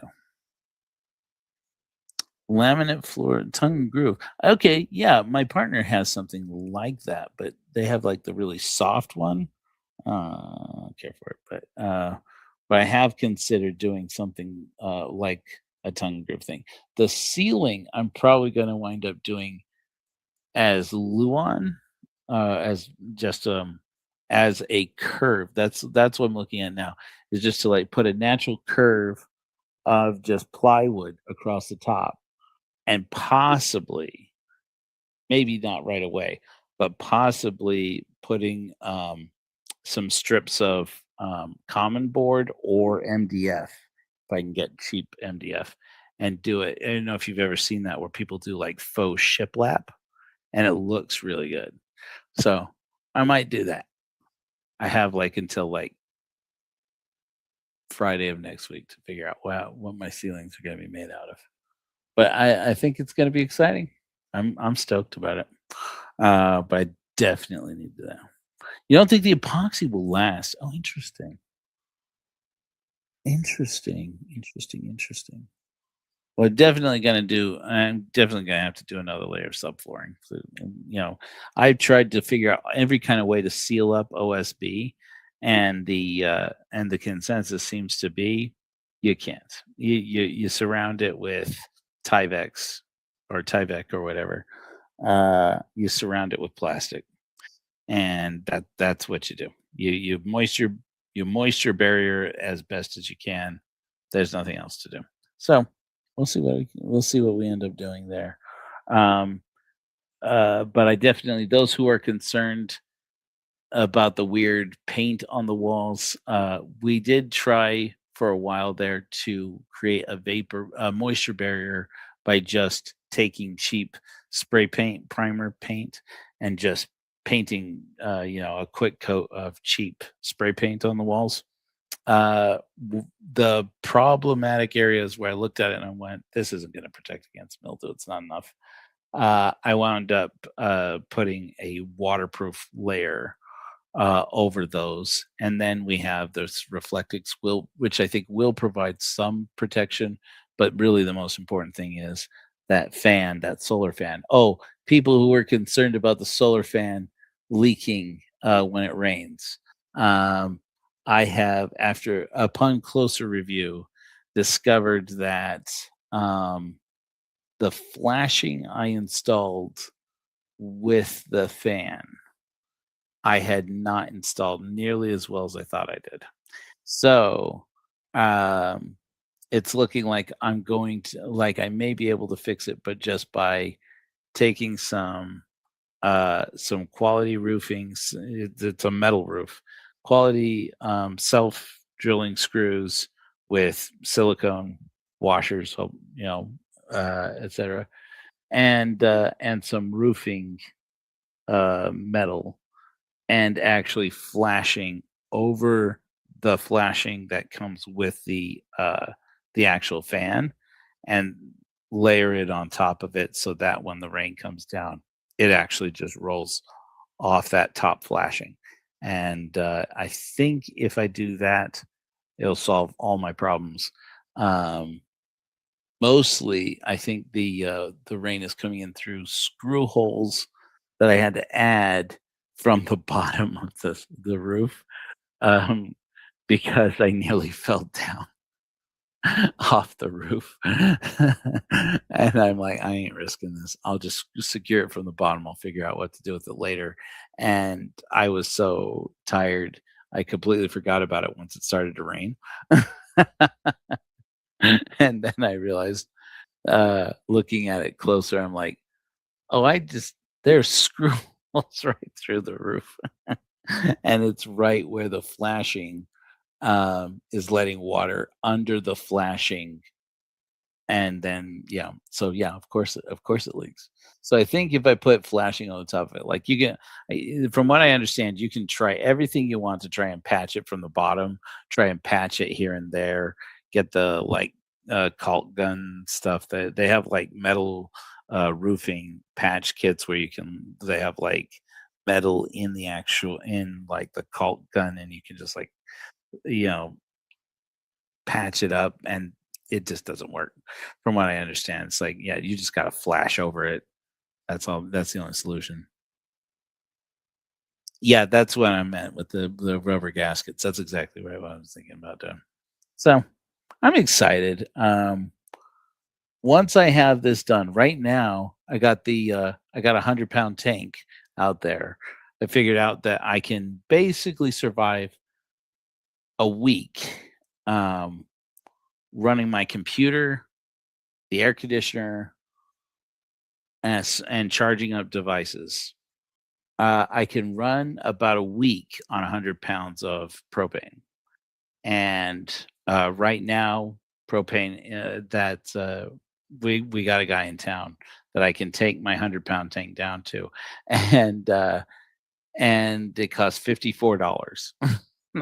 And that's my energy for this whole house. I don't have one line connecting me into the grid, not anywhere, and I'm kind of loving it. So, anyways, talk to you guys' ears off. That's 2 hours to talk about.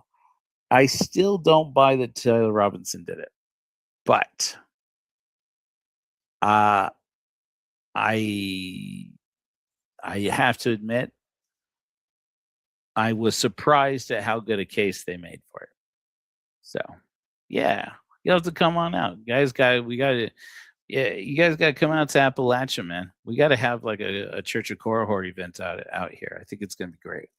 Um, the great worst thing about this little town, about all these little towns in Appalachia, like this is Coburn, is that everybody's leaving, and so it's like just about the most beautiful place I've ever been. And property is getting really affordable out here. It's like the one place in America where you can buy property for a pretty good deal. It's still not affordable, mind you, but I'm thinking it's going to get there because people have to go where there are jobs, and unfortunately, that's not been here. Now, there's been some changes in the administration, Oh, hello, big moth. Oh, aren't you pretty? Um, so I think Virginia might be the exception to the rule. I don't think we're going to see Kentucky turn blue anytime soon, but or Tennessee, but Virginia might actually make some changes. So I'm excited to be here. So yeah, you guys got to come out and see sometime. Anyways, so it's Friday tonight. I got a lot of work to do this weekend. I'd like to promise that we're going to do sermon on Sunday, but I just don't know that I'm going to make it. So if I don't, I'll probably just go live again to check in and get some updates on some other stories I've been working on. I have a couple of interviews, including with Beth Magnetic and my friend Josephina, who is a TikTok and YouTube influencer and atheist. We had a great conversation, he and I, about the Matt Dillahunty versus Brett Hartley debate over atheist spirituality. Really good, or not debate, but contention over atheist spirituality. And it was a really good one. I've been trying to get these things rolled out. So I'm going to try and get caught up as much as I can now that I actually have a structure where I can sit down, sometimes have internet enough that I can actually start posting videos again. Anyways, love your faces, and I will see you guys soon.